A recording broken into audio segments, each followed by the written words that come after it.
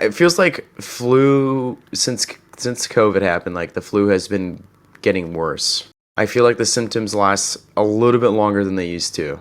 Yeah, I had a coworker that was out for like 2 weeks with the flu, and even when she came back, she was still like not super great. So it is hitting people super rough now. Yeah, it sucks, and it was like a respiratory flu. Yikes.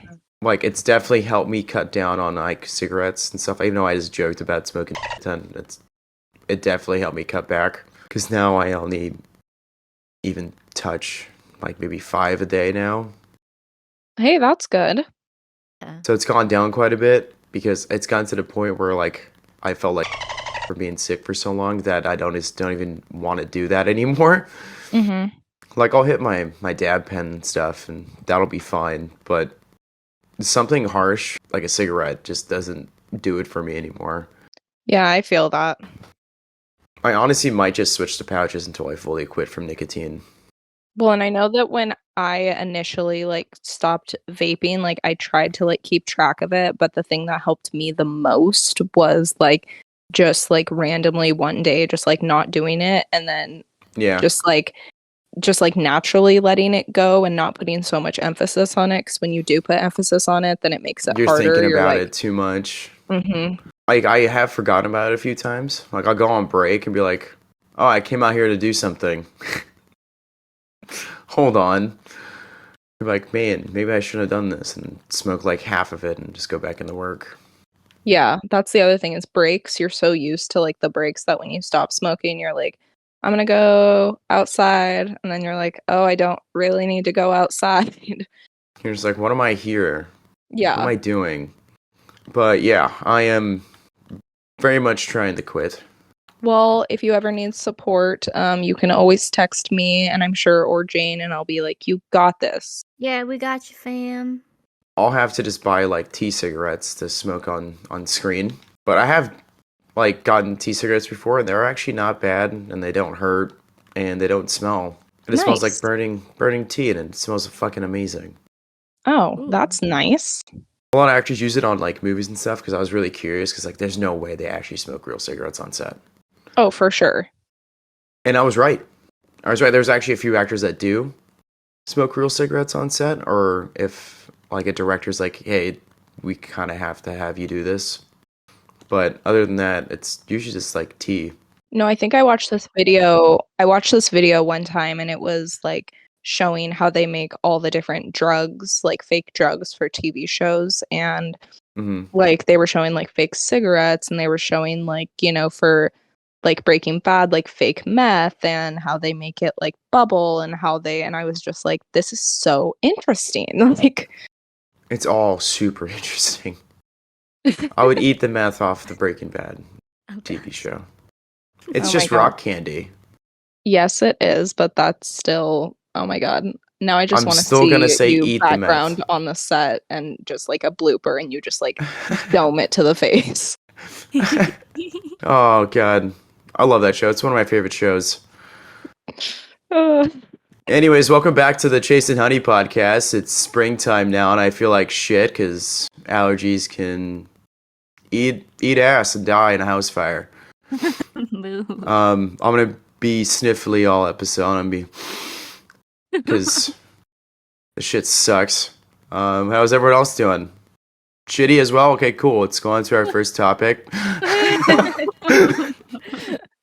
no, but I do think, especially right now, I'm kind of just feeling like that artist, like just like dragging and you don't really know what to do with yourself and you're like watching other people succeed and then just on top of like the regular depression that every one of us in our generation has, like I feel like Mhm. I'm at that point right now and I would definitely be happy to just talk about like depression in the arts and how it is so amazing to like be doing what you love, but in those off times it's so like grueling and hard and frustrating that yeah, that's how I'm feeling. Dude, there was a line from the Fablemans, where it goes like, art is gonna be incredibly lonely and like rip you up, and I was like, I'm feeling that right now for sure. Yikes. Depression is also just a good thing to talk about, especially when it comes to acting in art because it's like a perfect getaway from everything, because you can just jump in and pretend to be somebody else for like a hot second. It's kind of therapeutic in a way to pretend to not worry about your own problems. Yeah, and I think that's something that at least I don't know about you guys, but that I find comfort in like movies and shows. And for me specifically, I really like watching like super intense or super scary shows because it makes every single one of like my issues in life seem very small or Mhm. minute. I'm like, oh man, like I'm not going through what these people are going through. I'm like, I'm doing fine. And same thing like when you kind of walk on a set and you're able to throw yourself into a character and then be like, oh, let's go into the backstory of this character and their issues and everything. And it really shuts your head off. And you do get to kind of escape into this beautiful world. Yeah, like I feel the same way about video games because I feel like writing in video games can be very relatable in like how they write certain characters. And I feel like like when I was going through a dark time in my life, I would go to like single player games and just play through them and just disassociate for about like 3 to 4 hours and be like, Mm. wow, that was really therapeutic. I think people sometimes look at like sitting there and watching movies or sitting there and playing video games as just like something so time wasting. But I think to other people, especially people in the arts, like it means something. You're playing the Yeah. game and you're disassociating, but you're also paying attention to the art and the story and the Hmm. music. And same thing of when you're watching movies. Like you may not be thinking about it at the forefront, but it's still there and something that you can like appreciate at a later time. That's kind of like part of the reason why I wanted to get into acting was to help with my own mental health because I feel like it helps in a certain way. Like fame could ruin people, but I mean, none of us are famous. But Mm-hmm. it's just fun getting on set and playing house. It just Yeah, reminds me of being like a kid when things were simpler. exactly. Yes. Because I used to like go down the street and hang out with my friends, and we'd come up with these dumb little stories and then act them out as if they were real. And it was a lot of fun. I'd go home and at the end of the day, I'm like, wow, that was a lot of fun. I had so much fun. And I think I could just carry that into adulthood and like, oh, I went to college. Like, oh, cool. I can actually kind of do what I did as a kid for like a career if I Mm-hmm. really wanted to. And now I'm just in all forms of entertainment at the moment. So, Yeah, and I think we all did that as children, especially like I know me and my girlfriends would just like make up a dance and then be like, "Hey, do you like parents want to see it?" And yeah, it was something fun and you felt so free. And I think getting back onto a set or even like editing or making any type of content just brings you back to that moment. oh, yeah, Jane, would you absolutely. agree? Oh yeah, for sure. When I was like, I think it was in middle school, I made my first like YouTube videos and tried to be like a vlogger and stuff. You will not find that content because I will not tell you where it is. But Is it under Jane? it's not, thank goodness. Is it under Herschel? It's not, because that wasn't my Is it? name yet. But yeah, it was Hmm. such a good time to just like believe that you could be whatever and just like have all these dreams.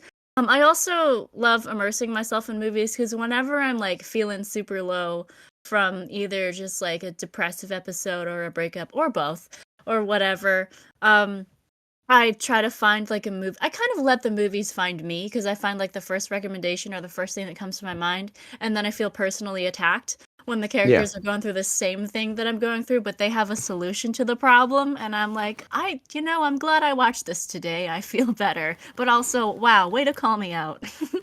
Like most films have like a really good message in them if you actually are paying attention to it Hmm. instead of just watching the actors do stuff. If you're like fully immersed in the story, you're gonna see the message. Oh, for real. Mm-hmm.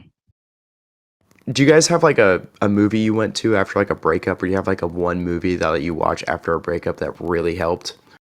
Ooh, can I go? Can I Yeah, go? do it, do it. Yeah.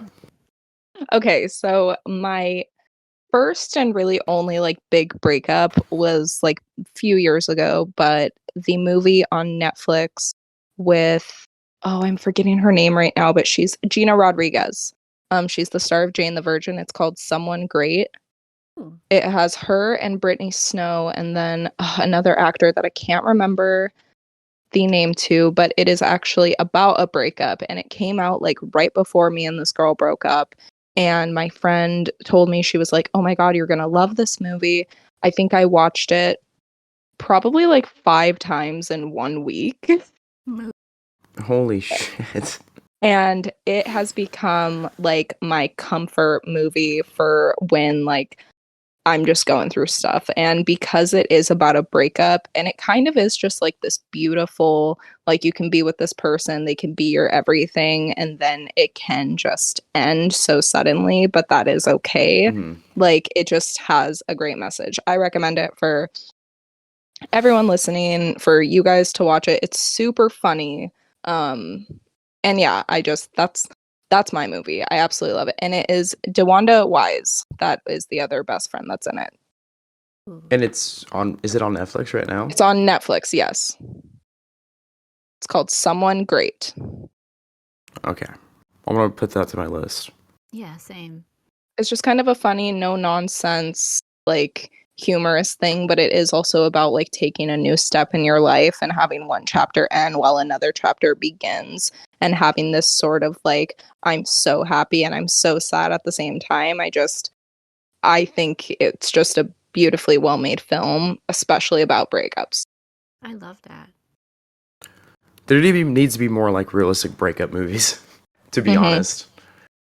Mood. Because how they have like, romance in like Hollywood is so overdone. It's the same thing over and over again. It makes me want to puke into a bucket and then possibly eat it. I don't know, because it's just so bad. What are your guys' comfort breakup movies? On the topic of like realism though, so I wrote an entire blog post on how much this movie freaking changed my life. I had a fiance at one point, and when he left me, yeah, but he left me, so fuck him. I mean, you was at- did. yeah, no, I actually didn't because we were long distance.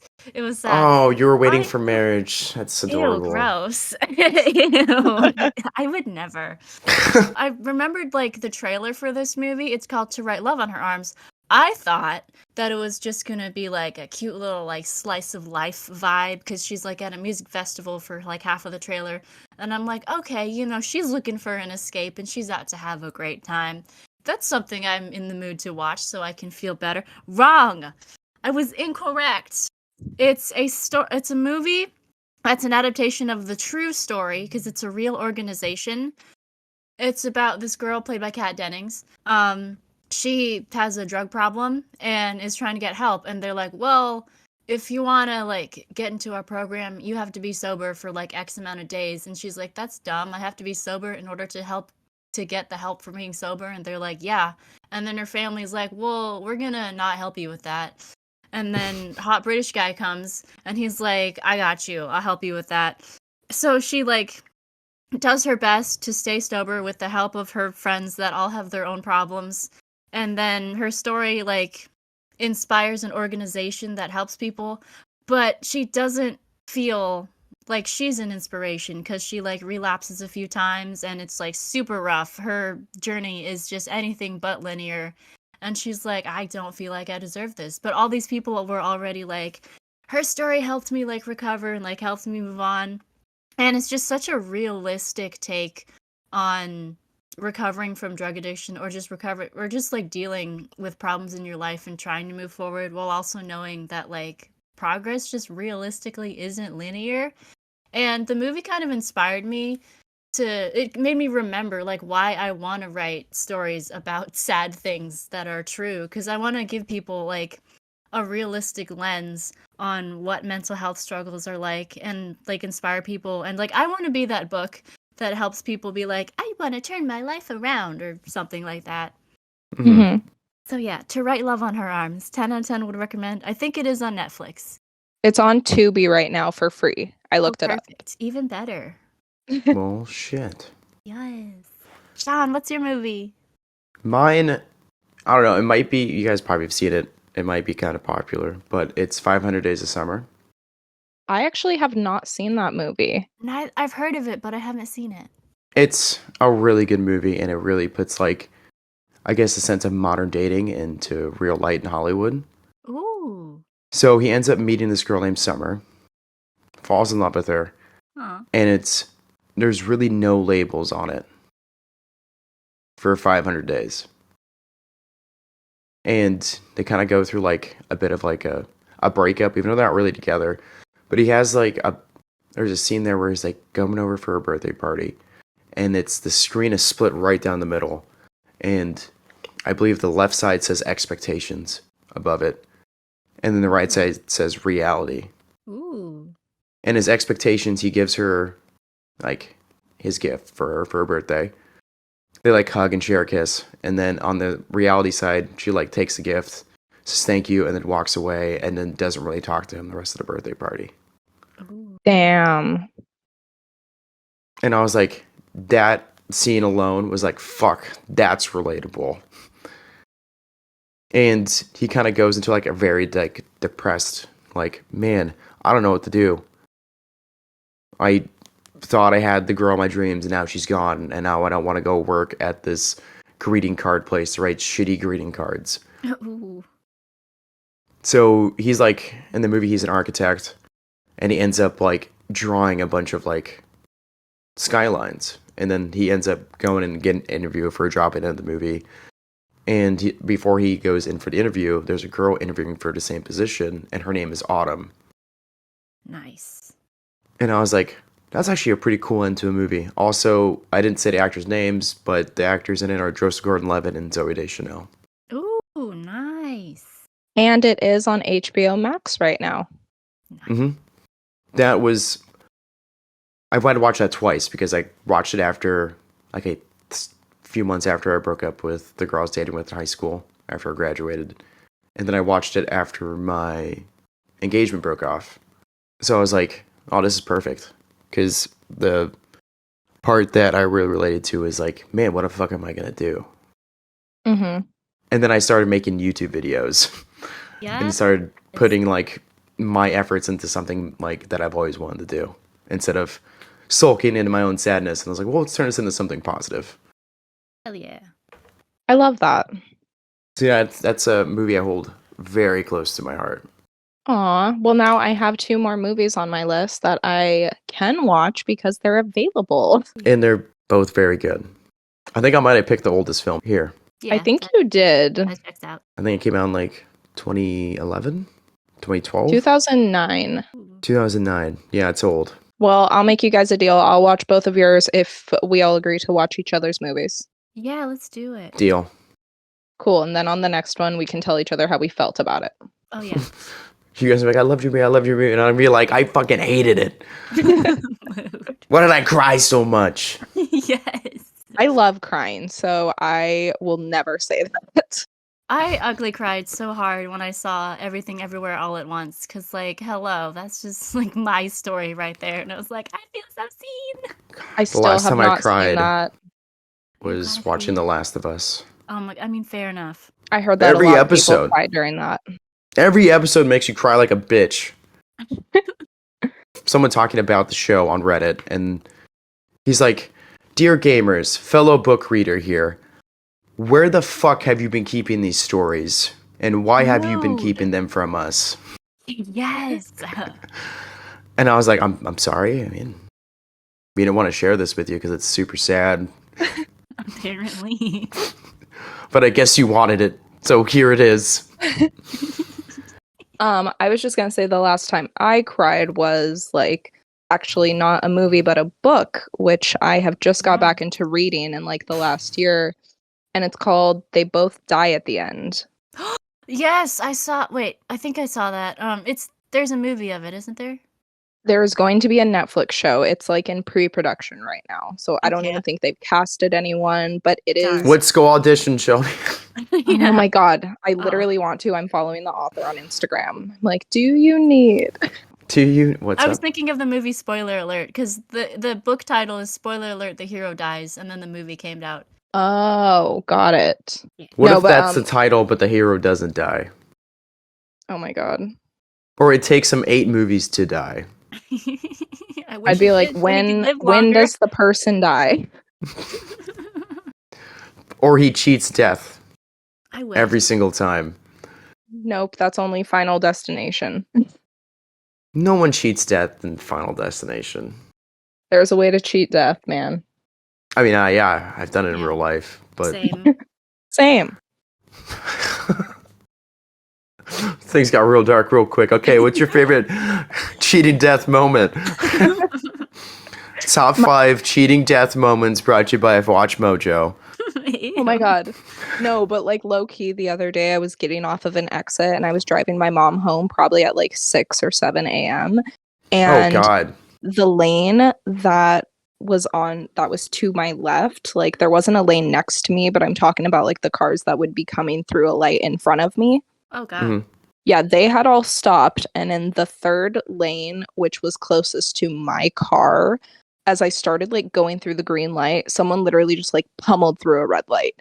And if I had gone any sooner, like the speed that he was going would have just like crashed right into my side. And like, yeah, that probably happened like a week and a half ago, and I'm still just like, You're like, because fuck. because I hate driving regardless, and that's why I don't really drive late or early, because I'm like not trying to mess around with drunk drivers. I'm like, I will drive between 10 and 6 p.m. That is it. Dude, speaking of drunk drivers, I went to a hardcore show with my brother last spring. I think it was like last April. And on the way back, we were driving back from like Seattle. I think it was like 12, maybe 1 a.m. And there was a car in front of me. And we're like around Marysville. We're like just entering. We just got past Everett. And this car is like swerving, like going back and forth between like those 3 to 4 lanes that are right there. And I was like, okay, well, I'm gonna have to try and pass this guy. I don't want him to crash in front of me. So, all right. So I got close enough, and then he like went off to like the right, and I just fucking booked it and like hit 90 at my Mazda, and just drove past him real quick. And I was like, fucking idiot. Oh my god. Scared the hell out of me. I was like, Jesus Christ, just wait to crash until I pass you. I don't care what happens after I pass you. This is on you. But yeah, Dude, he was that's so swerving real scary. bad. And someone just I don't mean to make it like super melancholy in here, but there was, and I'm only mentioning this because a couple people that I work with are kind of like dealing through some stuff, but 2 like seniors from Kamiak High School just passed away like last week or earlier Oh, last shit. week from a drunk driver. I think it was like on the West Seattle Bridge, and Wasn't it recently prom?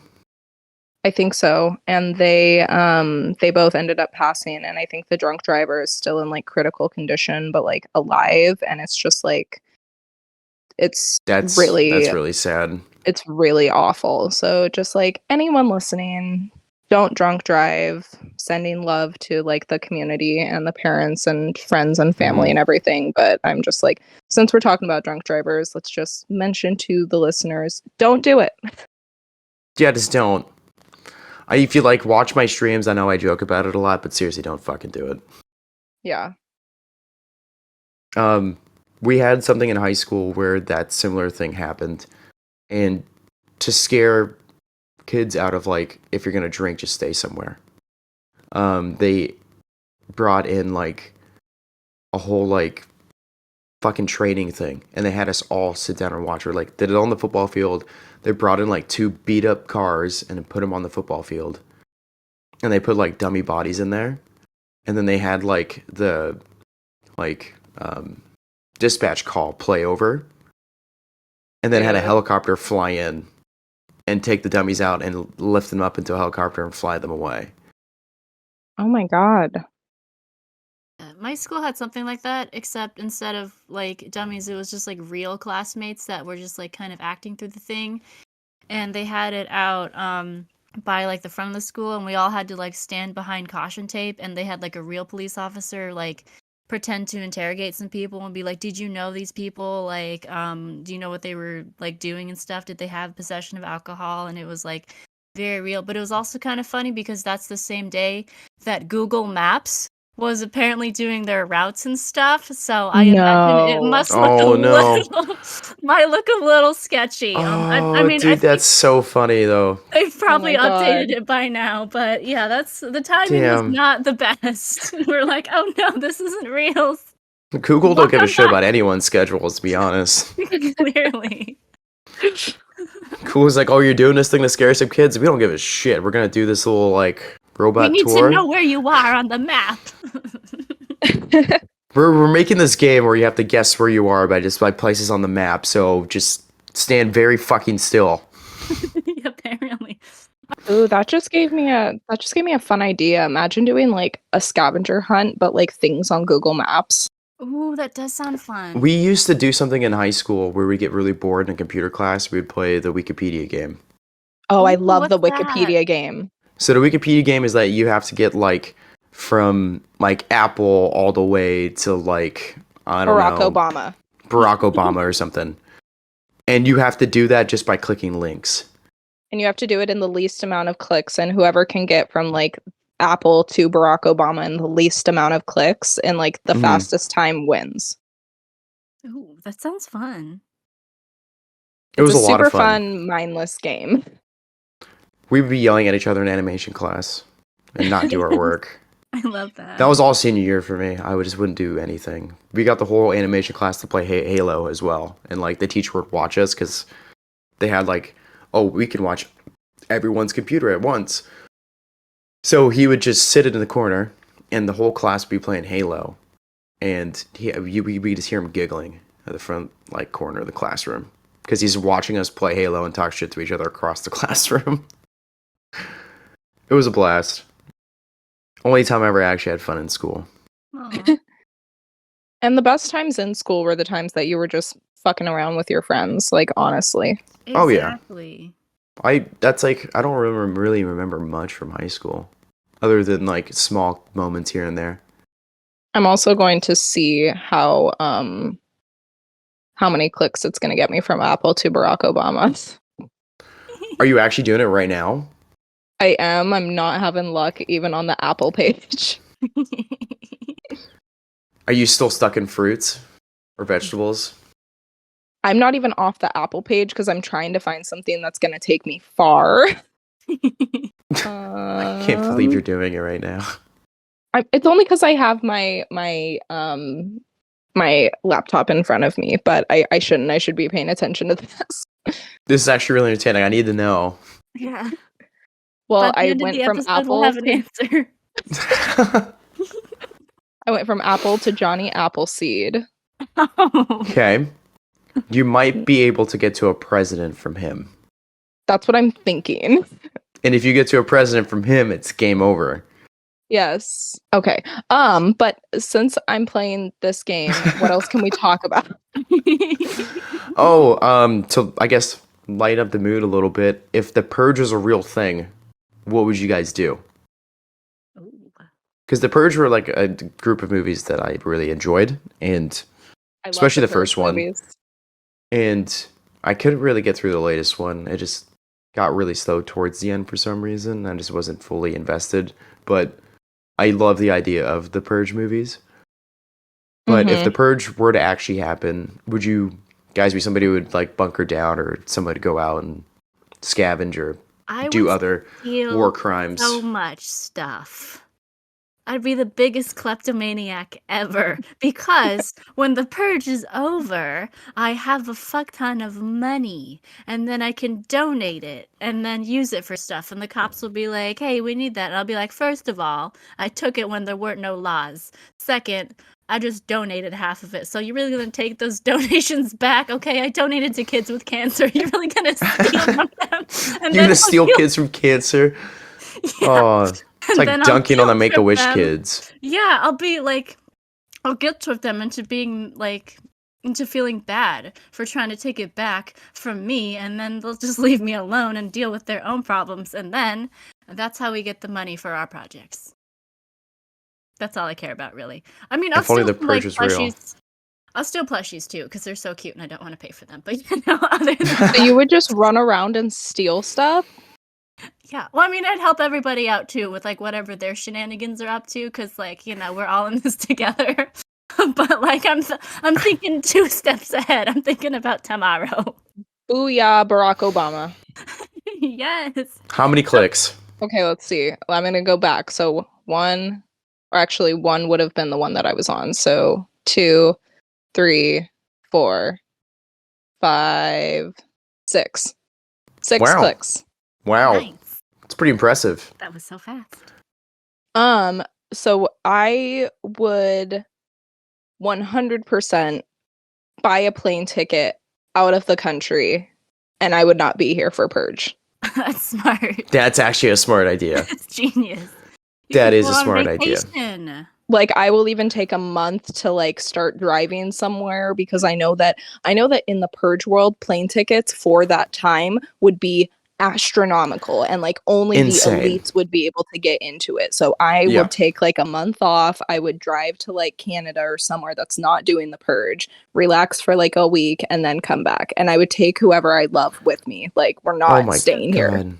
You just gave me an idea for like a continuation of the Forever Purge. Ooh. Which would be If a person that just saved up enough money, he's not a rich person, like him and his like girlfriend or something like that, save up enough money because they know the purge is happening. They leave and then they come back like 3 days after the purge, like take a mini vacation, like the Cayman Islands or some shit. And they come back and the purge is still happening. yeah, no. And then they have to deal with it. They have to survive. That sounds Because it's- awful. The Forever Purge, it just doesn't end. The whole world is just fucked at that point. I mean, shoot, we're bunkering, and I can't trust anyone. See, that's the thing about Purge that scares me the most, is that I would You not can't be able to trust trust anybody. anyone. I don't know, in the Purge, I think I would go out and hang with the boys. Oh my gosh, you know what else you could do during the purge? You could go to the shelter and just get a bunch of dogs, and then you can have them. Oh my gosh, I would do that for sure. And then it would Yeah, get but only thing- bland. That's the Oh my only God. thing I'm afraid of, though, Jane, is that if you get the dogs out, there's going to be people out there that don't like dogs. Oh yeah, dang it! I'd have to fight them. This comes into not trusting people, like Shelby Okay. said. Fair. Speaking of like wreaking havoc, my coworker just told me the other day, she was like, "Do you want to know something I did when I was young and dumb and stupid?" And I was like, "Of course." And she told me that one time she let loose a snake in Barnes and Noble. Yeah. Why would you do What the that? fuck? Like a garter snake? I have no idea what kind of snake, but she like dropped it and then ran. And I was like, why? What? You belong in the Purge, sweetie. Like, That's a real life villain move right there. I know, I was like, you woke up and chose violence. And she was like, that's why I like my really quiet life right now, where I don't do anything and I just hang out with my dog and my husband. And I'm like, you know what, Queen? You did have your time. Yeah. You gotta have those moments. You gotta have those stories to tell. You can't be like that old grandpa, like, I didn't do shit, so I can't tell you anything about doing coke. Okay, son? You know, like, you gotta have some fun moments in your young life. You're only young once. YOLO. YOLO. Yeah. But I think during the purge, I would get with the boys, because they got guns. That's So true. you're trying to die. I'm trying to protect myself. Okay. And I'm pretty decent with a gun, so, and I know how to handle one.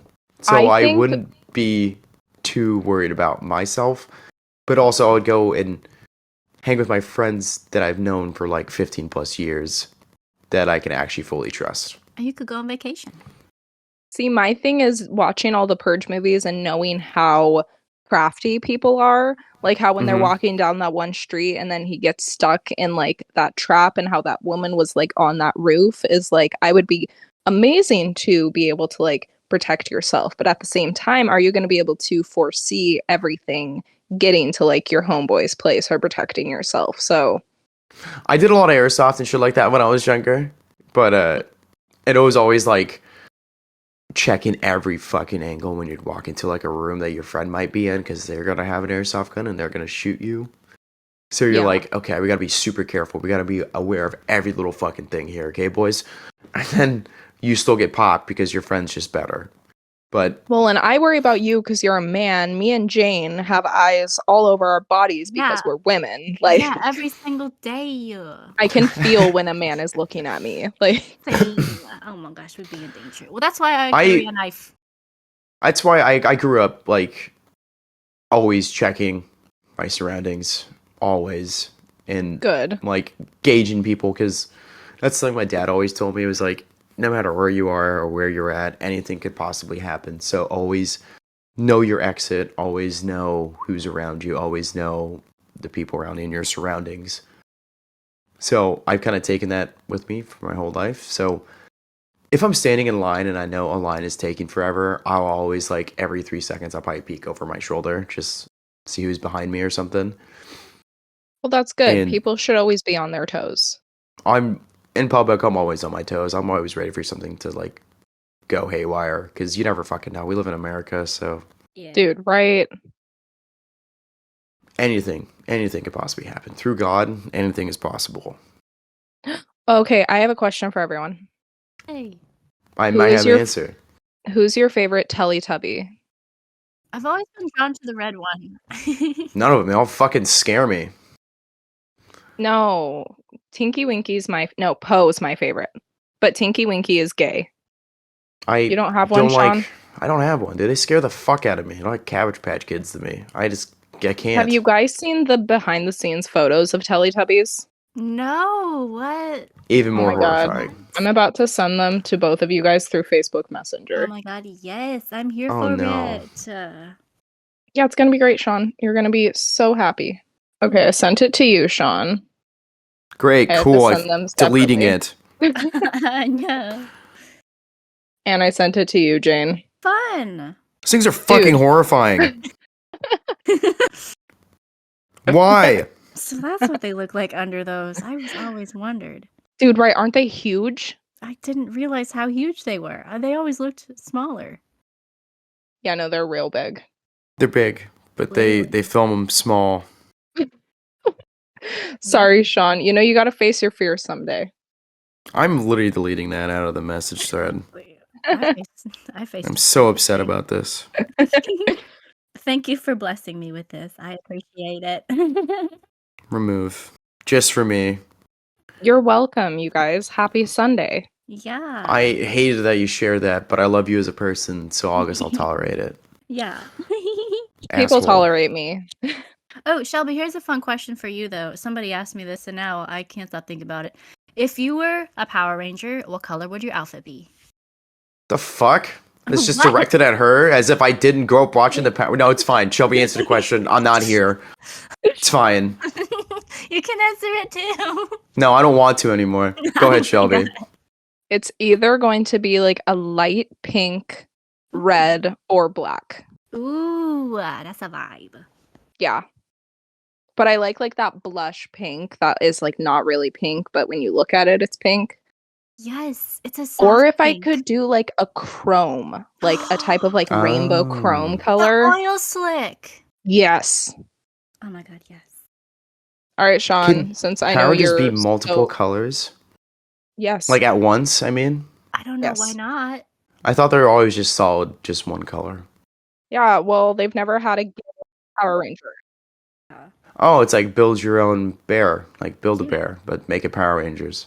Yeah, so what color would you have? Fuck. I think like a dark forest green. Ooh, I've always liked green. Ooh, yes. that'd But be with like super cute. like a darker, like a not as dark as the green, but like a lighter gold trim. Ooh, that'd be so elegant. I need to draw that. All right, and Yeah. Jane, what color would you be? You know, I feel like a pink oil slicky chrome vibe. That's my vibe. Just anything that looks like a unicorn. That's the absolute vibe right there.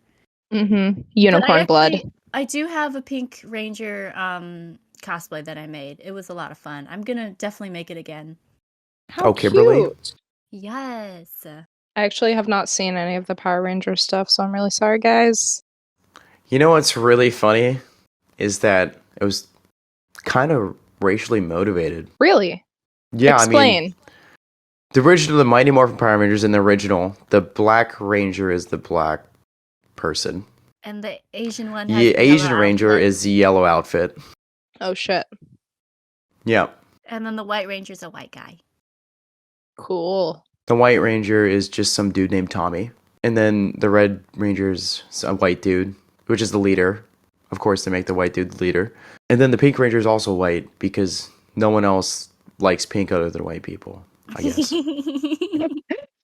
Which is an absolute fucking lie. Yeah. Hello, have you met me? I like pink. I don't give a fuck. Pink is the best. I think it's fun to make my cars pink in GTA. I say as I'm doing this podcast on my pink laptop with my pink microphone. Have you guys heard that thing about how like they used to paint like a specific psych ward like pink because it's supposed to like evoke calmness? Oh, it was a Switzerland prison system. That checks out. Yeah, it doesn't sound American at all. Yeah. It is believed to help tranquilize feelings of anger and produce a calming effect on the nerves when exposed to it for a certain amount of time. Aww. Switzerland's prison system used this psychological effect to their advance by confining aggressive inmates to a pink jail cell. That's crazy. It's a smart idea. Right? Actually caring about like the jail inmates. Yeah, and their mental health. Nuts. A country that cares about their citizens' mental health. That's fucking crazy. Oh my god, I actually can't imagine. God. Man, imagine living in a country that cares about their people. I dream of it. Speaking of not caring about our people, is trying to take away our freedom of speech through TikTok. I'm so stressed out about that. It's not gonna happen. Because we went through this in 2020. Like, I'm not really on TikTok right now, but it kind of just sounds like the exact same thing that we've been through the past, like, 3 years. Yeah, and it's like, the evidence that they're bringing, evidence, quotations, we're going to put quotations around that, because they're not pissed at TikTok. They're pissed at the social media industry, and they're picking on TikTok. Well, and something that my brother did, like, bring into my brain is that he was like, it's not TikTok necessarily, it's like the program of TikTok is allowing people to easily like hack into places where they shouldn't be able to. Mm-hmm. Which I was like, okay, that's a valid point, but at the same time, are other apps like not already like having this? That's what confuses me, is I'm like, hasn't this been going on already? I feel like hearing some of the congressional hearings, it's like when you're trying to explain technology to like your parent or your grandparent that doesn't understand anything. It's so that man's patience was fucking next level. The thing is that they fucking harassed, like, was it Xiao Chu? The whole fucking hearing.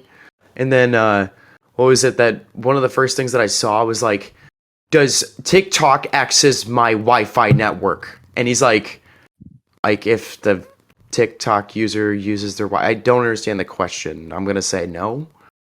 Mm-hmm. And he's like, I use the smart devices in my house. Does it use my Wi-Fi? And I was like, are you fucking stupid, dude? Like, all the data's on your phone. And like, no data's on your Wi-Fi that is not on your fucking phone already. So, like, holy shit. They're so dumb. They're so stupid. And, like, they wouldn't let him talk. That was so frustrating. But it was also kind of funny listening to him bitch about things that are on the app. Like, have you ever been on Twitter or Reddit? It's amazing how calm he was the entire time. Just yeah. Patiently answering. And I'm like, I would have lost my mind. Dude, I love when he clapped back because they're like, oh, well, you're not... There's no way you're going to keep 150 million Americans, like, privacy and data safe. And he's like, you guys can't be talking to me about privacy and data issues when you guys had a fuck up with Cambridge Analytica. Mm-hmm. And I was like, oh shit, I knew it. I fucking knew he was going to say that shit. And I loved it so much. Like, T-Mobile had like a whole data breach last year. Like, if you cared about our data, then you wouldn't let data breaches happen. But here we are. They're so fixated on like trying to stop what's happening on TikTok when like there's an opioid addiction and like the fucking fentanyl crisis going on in the country and like school violence and many other things, a homeless like fucking crisis that's going on. Like, there's a bunch of things they could be handling instead of bitching at somebody on social media about social media. Yeah. And then they're like, what about the children? It's like, if you cared about the kids, you wouldn't be shooting them in schools. Ooh. It's fucking rough. This country's, I don't know what happened. I mean, I don't know how, like, honestly, to say, like, I don't know what happened, like, I don't know that it's ever been super great, and I feel like we're just now with like the information of the internet, being able to talk to each other and realize that like, oh, even if you live in Washington or New York or Iowa, we're all kind of dealing with this like anger of the state of like our world, and you didn't have that before. You kind of just like talked in your community to your neighbors, and you were like, yeah, like I'm not happy about this, but what are we gonna do? And now we're actually to a place where we have the resources to be like, hey, we can do something about this. But it's still just like an overwhelming clump of like misinformation and frustration. And Yeah. it's, when did it get bad? When was it ever good? Like, not in the 1950s when people like me didn't have rights, you know? Mm-hmm. No, it never was great, but it's never been this bad. I mean, correct. It's getting worse every single year. It all went downhill after Obama left.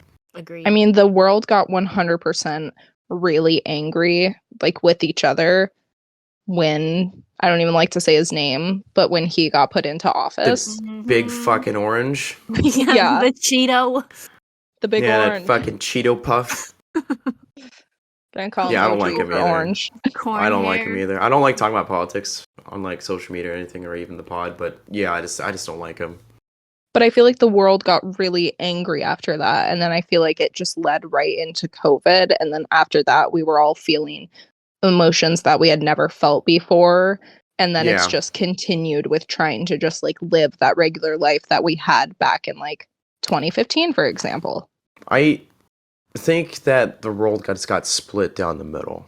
People really showed their true colors when he was doing his thing, and it kind of made me closing friendships with certain people because of it.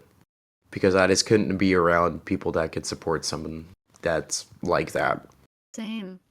Yeah, I lost people then too. And I was like, I grew up in a very ethnic home. I am Filipino, which is technically the Hispanics of Asia. So I just can't, me as a person of biracial color, I just couldn't do it. I can't be with friends with somebody who can support someone who's so like outwardly hateful, somewhat racist. It's very fucking hard, and I'm happy he's off Twitter.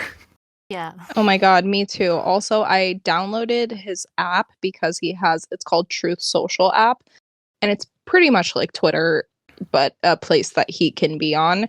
And just like the news or like the notifications that I get from that app, because I don't like go on it, but I still like get notifications, is I'm just like, it is so ridiculous and so just like putting out information that is just it's just awful. And the fact that he still has a way to talk to people and a bunch of people are on it is disgusting. And the fact that I think he had a hand in the whole like attacking the Capitol. Oh my god, yeah. When all that shit came out, and I was like, oh my god, yeah, he's a part of it, obviously. Yeah, man, 2026, or not 26, 2016 to 2021, very rough. Yeah, very rough years. Do you think 2020 like changed people's appreciation for the arts though? I think so. I think it got I think through COVID, I think it got deeper because people were able to actually sit at home and actually enjoy something instead of like, oh, let me watch 30 minutes of this movie because I had to work late today and I have enough time to watch 30, 40 minutes of this while I eat my dinner and then I have to go to bed. Like, I vividly remember the rise of people being like, what if I made bread? Like, what if I just did fun, artsy stuff at home? And, like, a lot of people were, like, opening their shops and stuff. Like, I was like, what if I made stickers? I'm even getting, like, goosebumps as you're saying all of this, Jane, because I also remember being in 2020, and that's when I started making content. And it was really the first time that, like, the entire world was making like things together, whether it be bread or whether it be whipped coffee or whether it just be content in general. Like, it was a time that we were all in the same place, but in like different places of the world. And I think we really leaned on each other through social media. Oh, absolutely. Like, I also feel like it was a time where people really actually appreciated video games because they were actually able to actually sit down and actually play certain like long fucking RPG story driven games. Mm-hmm. And then I like developed bigger fandoms for those games. Well, and I go back so much, and that's part of the reason why like it has been like a distressful, like a Jesus, depressing, stressful time. I guess I'm going to call it distressful now. Um, You were right the first time. right now is that I think back and I'm like, God, I kind of wish I was like back in COVID times because I had so much time to just create and Hmm. make mistakes. And like, I could literally sit there all day and just like make videos and make things. And I feel like it was, yeah, I mean, awful as like COVID in 2020 was for a lot of people, the losses, the sickness, like it wasn't cool. I think for artists, I know a bunch of people started thriving in 2020.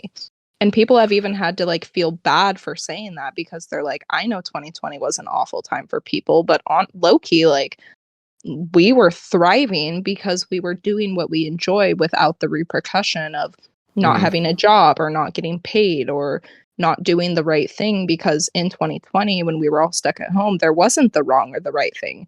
It was just do what you can and do what makes you happy. Yeah, let's do whatever to pass the time. You're stuck here anyways, so Mm-hmm. might as well write something, make some content, or make some bread, or make two kinds of bread while making bread, you know? Yeah, and look how much people got out of that. It was also the same around the time, around the same time I got into making YouTube videos and really started getting into editing. Because I deemed essential at the time, so I'd like go into work at FedEx because everyone was ordering their food and shit through FedEx at that point, and everything else that they wanted, they've dropped like a whole stimulus check on like 5 fucking gaming monitors. But I would go to work, come home, and literally have nothing else to do other than sit at home, like make a video, mess around with editing, be like work out. Like there was nothing open. I really couldn't go do anything other than go to work and come home. Man, COVID times. I remember during COVID, I would walk into like a store and like wear my mask and shit like that, and see someone like take their mask off and they sneeze without covering their mouth and put the mask back on. I'd be like, what the fuck? I'm leaving. I'm not coming back here Yeah. for a long time. Like, what the hell, man? I do love seeing those photos of like early March 2020 because masks were not readily available and only a few people had them. Hmm. And just like pictures of people and the things that they put over their face. Oh yeah. Oh, those were great. Oh, the memes. The memes during COVID were fucking amazing. It was a crazy time. And isn't it, do you guys ever feel weird that like in a way, like obviously big things are going to happen throughout our life, but this is like the biggest thing that has happened that has happened in ours. Yeah. And do you guys feel weird that in a way COVID like kind of defines your life? Like it's something that our children are going to ask us about and our grandchildren and Oh like, yeah. oh, you lived through COVID, or even people from different countries, or not different countries, but just like, you know, like it is something that's going to follow us. Like, how do you guys feel about that? Dude, imagine a kid being born like in like 3 years and then them growing up to be like, 20 years old and being like, oh shit. And then they meet you and you're like, oh, you lived through COVID? Mm-hmm. It's gonna be so This weird, is like telling kids, I had COVID back in my day. back in my day, I had to work with COVID. Oh my You God. think Yeah. your coworkers are a disease? Back in my day. Back in my day, I used to walk to school with COVID. Yeah, it's just God damn. it's a weird thing that I like to think I'm just about. imagining that like my friends' kids are gonna have history reports where it's like, find an elder who like lived through this time, and then I'll have to answer that, which will give me flashbacks Oh to when God. I had an assignment where you had to ask, an elder like about like the Korean War or something, and Yeah. my dad was Oh, there, ouch. so I asked him about it and like interviewed him, and I was like, damn, in the future when something happens, the roles are gonna be reversed, and I'm gonna be my dad. Wow. Yeah, and like how crazy is that to think that like there are going to be people that literally have no idea about it, but it Yeah. took an entire chunk of our lives and kind of changed like our DNA of people as how we like communicate with each other and how we like act and how we feel. Like it's just yeah, it's very weird for me to think about.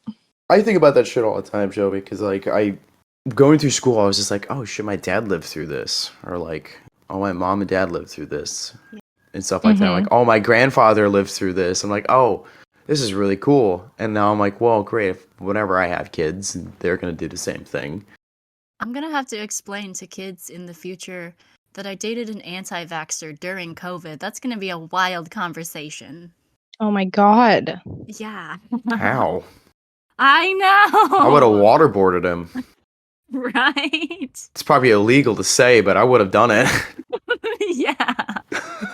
It was so rough. He like slept with an axe under his pillow. It was a whole trip. That Whoa. was An fun. axe? Yeah, That's he, a like, red got an axe. flag. I mean, Yeah, hey, to be fair, I have slept with a knife under my pillow, so I it's mean, not That's that. different, but makes it's sense. a knife's not like a giant like axe. How big was the axe? Was it like a It was like a giant normal one? small size. Or was it like a hatchet? Like a smaller just like a version small of an axe? hatchet, I feel like. Okay. I Like was a thinking of like a foot long. giant like axe that like the axe No, that would've murderer been used weird. in like the early 1900s when people didn't lock their homes and left Like you axes could out. carry it around and be like, oh, that person's a gardener. Like that's the vibe that it gave off. Okay. Yeah. No, but it was still weird. People in the early 1900s and their neighbors get murdered by an axe. Oh, he's just a gardener. Yeah. See, like, Like, oh, this Forget I'm just cutting flowers. Nothing Yeah. weird going on with this hatchet over here. It's ironic we're talking about this because for one of my short films, I actually played a neighbor with an axe that just like went next door and killed people casually. But I mean, dude, in the early 1900s, I listened to a lot of true crime during COVID, unfortunately. Got to get into something. yeah, But there was the axe murderers, dude. The axe murderer from like, was it the early 1900s? Late 1800s? He, people didn't lock their fucking homes. that's insane. They would leave axes out, like fucking 5 of them out on their property, and then never lock their Terrible. homes because they trusted everybody. Ew. I really hate like watching, especially even like the Ted Bundy times, and I'm like, y'all just didn't lock your like what? Yeah. Dude, I lock my door and double check it. Make sure it is locked. Like, If okay, I hear cool. anything, I look out my window and I'm like, I know all my doors are locked, but I heard something. See, I have like this fear of like getting in the shower, and then the minute I close my eyes and then open my eyes in the shower, something's gonna be behind me. And I've had this since I was a kid. And it's like at my head, it's always Ghostface. So you're really scared of Ghostface. Yeah, if I had to pick anything from any slasher film, it's not Freddy, it's not Jason, it's fucking Ghostface. That is so funny. I was a Ghostface for Halloween when I was a kid. So was I. I have a had feeling the we guy, had talked the about this mask, before. and I would love to go as him as like on Halloween again because it's the Scream franchise is very popular again, and I Hey, feel you like should go on it this year. Or you I should think do it like- this year. I was thinking about being John B this year from Outer Banks. Oh, I haven't seen Outer Banks, but I will have to watch it and then be like, yeah, you would be great. But that brings up a great topic. Jane, what are you thinking for Halloween? I was just feeling like you were about to ask that. I either want to actually do something scary because I've never done like an actually scary Halloween costume before. That's very off-brand for me. But also could do something just like cozy and chill because I never relax on Halloween because I'm a cosplayer. That's not allowed. You can't chill. I don't know. Well, I have been wanting I had an idea for a costume a few years back that I tried it at the time. It wasn't cute, but I gave it my best shot. It's a like pageant contestant, but she's a zombie because she died trying. Ooh. And if I had like actual practice with like special effects and like flesh coming off and stuff, and then like an actual pageant gown, but I shredded it and like threw it in the dirt and destroyed all the hard work and shit because maybe I got it from Goodwill, who cares? That would be pretty cool. But also, like, a Corpse Bride costume would be pretty hardcore and fun to Ooh. do. Because, like, I know that some people are not fans of Tim Burton and all that stuff, but Corpse Bride was a very pretty movie. Dude, with I a love special Tim place in Burton. my heart. Yeah, exactly. If you don't like Tim Burton, then fuck you. I think some people have said that there's lack of representation in Tim Burton things, Yeah, but 'cause also everyone's I like Tim Burton as well. Yeah, Yeah, it's like his storytelling. exactly. From Oh, yeah. Batman to, Corpse Bride. It's all good. Yeah, I love the character art and the designs, and like also the level of challenge that costume would be is just so far above my skill level, which is why I would want to do it.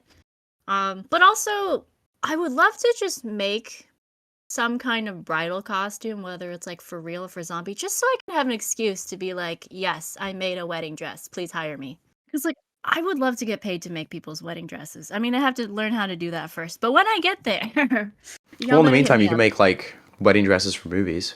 Exactly. That would be so fun. Ooh, especially like, have both of you guys seen Ready or Not? No. No. It's a horror film, and this girl starts out in this like beautiful wedding dress. And like, Ooh. if you watch the trailer, like, I'm not gonna be giving anything away that the trailer wouldn't give away, but like by the end of the movie, the dress is just like completely like shredded, like blood all over. And I watched this like short little clip, and apparently they had made 16 dresses, Yes.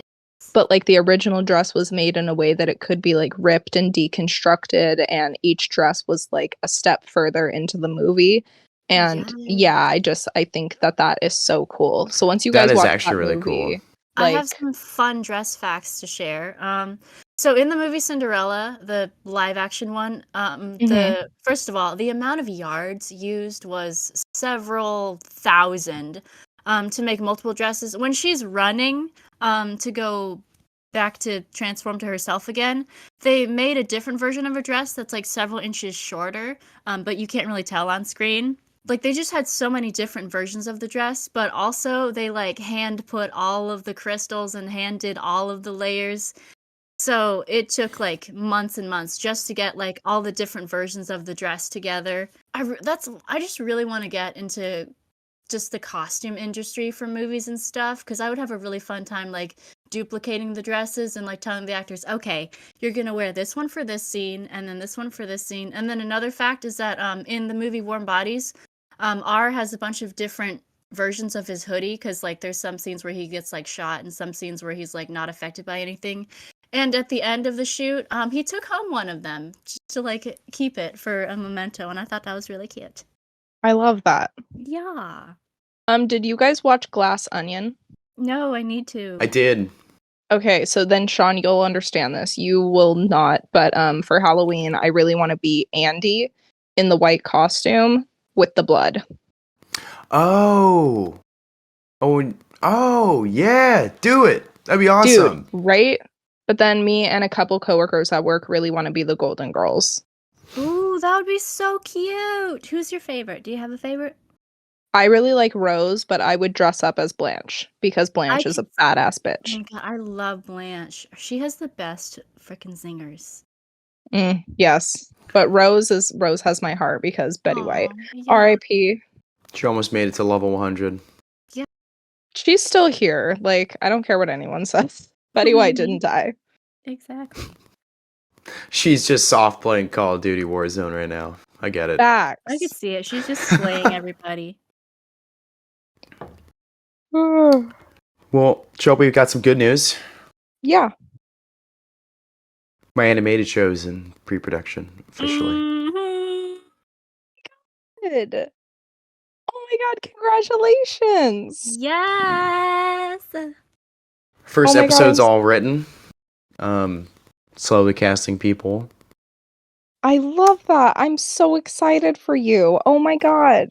It's gonna be so much fun. I do plan on adding you into the show, but it probably won't be until the show actually gets picked up, because I would want you to play a more like prevalent character in the story instead of just being a side character that we see from time to time that we run into. Yeah, And I had no worries. I'm just really proud of you because I remember this was something that you were talking about, like our first meeting. Yeah. Oh man, I'm so excited. It's gonna be so much fun. So the first episode is written. So what's like the next step for you? We are working on with We an make animator. it. We make it. We make the pilot. That's amazing. I'm so excited for you. And this is something you guys are working on together, or just you, Sean? Yeah. Mhm. It's me and Jane. Yeah. Yeah, I'm so excited for you guys. Jane's gonna be directing most of the like dialogue recording, and Mhm. she's also gonna be working on a lot of like the visual aspect of the show as well. I love that. Oh my god, I'm so Yes, happy for you yeah. guys. Whereas I'll just be writing, directing here and there, very little, probably like 20%, and then mainly acting and writing the show. I'm so happy for you guys.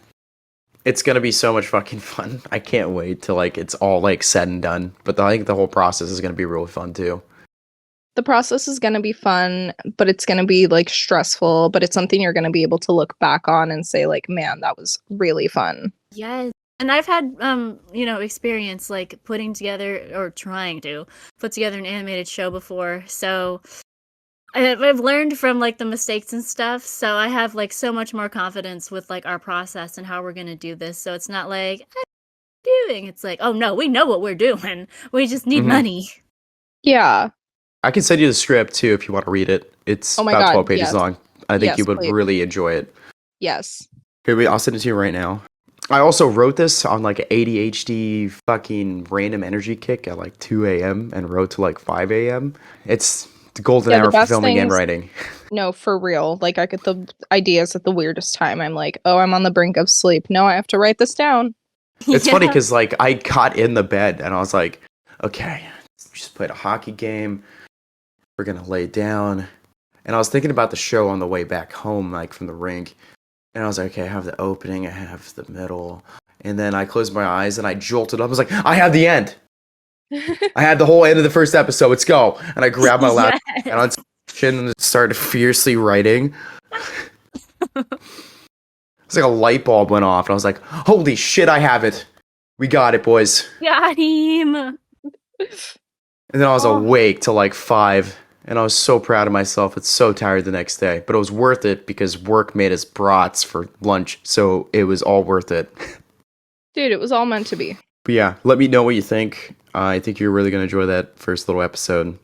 I 100% will. And I'm so proud of you guys. Like, this is amazing. This is why we do what we do. Honestly, Is for moments like this. And another thing that I'm working on at the moment is I'm looking more into like making things that are going to cost me somewhat a little bit of buck because I want to make things that are bigger and like with the animated show and the next thing I want to film is like stuff I want to be able to like pitch to bigger studios. Mm-hmm. And it is a scene from the Modern Warfare video game that I want to shoot and use as a pitch to make into a live action miniseries on HBO. Oh my god. Yay. Because like each level, there's like what, 10, 12 levels per game. And I was going to turn each level into an episode, an hour-long episode. Dude, that's amazing. And the scene is just perfect because it, like, I don't show like the big main characters from the game. I show a connection to somebody in a different country that one of the main characters is working with. We don't show Captain Price. You hear his voice say like 3 lines, so I'll have to get somebody who can do a fucking Captain Price impression.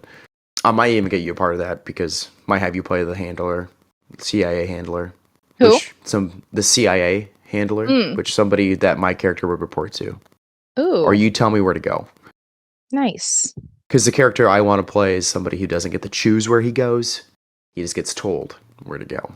I love that. That might cost me a little bit of money because of I want to get a helicopter shot in like Eastern Washington because where the scene takes place is like Urzikstan. And if I get like somewhat of a desert look, I can go into editing and then digitally change things. Yeah, for sure. To make it look like it's in a different country, even though I filmed it in Washington. Oh, that'll be so cool for you. But it would still be a lot of fun. I just want to make money doing this shit. Tired of right? not making money doing things that I want to do. Same. Is Jane still there? Jane, Yeah, you I just want to alive? I'm just thinking about how I want to just like get to the fast forward to the part where we create stuff already, and I'm just like in the editing room, piecing everything together, seeing it like tangible and like in front of me.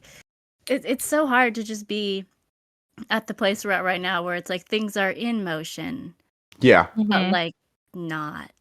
But they are. We are they're not. just we are on our paths and everyone has a different timeline, and Sure. we're gonna get there. We're doing the work that everyone else has done that we didn't see. Like Lizzo was making music 10 years before Truth Hurts like Ooh, actually popped off. nice. So, everyone has their time with just like, right now it's not a job and we don't have that commitment to be like, oh, I have to do this, even though it's fun and it's what I love. So just enjoy the time that we have right now, being able to do what we love with no reservations. I no Yeah. doubt Like- to definitely enjoy this. Like enjoy the grueling work where you don't have to answer someone and no one's coming up to you asking questions, because it's just fun. Like we're just Yeah. kids having fun right now. And I think one day we're not necessarily going to like regret where we're at, because we will be making big moves, but it is going to kind of be like, man, remember those times where we were just like bullshitting and making whatever we want, and you don't have to think about all the big things. So just Yeah. relish in the time that you are right now. I love that. Is that a perfect ender to the Ah, pod? That is the perfect ender. There's That nothing was more perfect. so fucking heartfelt. I can't even back that. I could back it up, but I can't follow it. That's tough. Shelby, this is why we love you. Oh, I love you guys too. I think you guys are okay. You guys are all right. All right, Sean, well, you're okay too. Thanks. Marginally adequate. Adequate at best. No, I do love you guys, and thank you so much for having me on the podcast again. I had so much fun. A lot Yeah, more it's- fun this time because I didn't have work, so I don't have to like worry about being done at a certain time. But Yeah, Yeah. and we were going for almost 2 hours here. Yeah. This will be our. I like every episode is just progressively getting Progressively longer. getting a little bit longer. I think this might be our most. This will be our 1 Like- hour special. This will be our deepest episode for sure. We talked about a lot of Honestly, deep things on this I one. think this was the most vulnerable episode, I feel like. I think it's funny that we go from the most unhinged episode to the most vulnerable episode. Yeah. We got real quick. Real quick. I think that shows that you guys can do that. You can go back and forth between like being goofballs and then talking about really serious, and that's what people want from a podcast. They don't want just like Yeah. the same thing every time. So Every single time, exactly. But you guys are doing anyways, Aw, thanks. if you guys Yeah. enjoyed the pod, go ahead and download on Spotify and follow and like and subscribe on Tubes of You. And go ahead and drop down in the comments whether or not you think pineapple belongs on pizza. And I'll see you guys next time. Peace.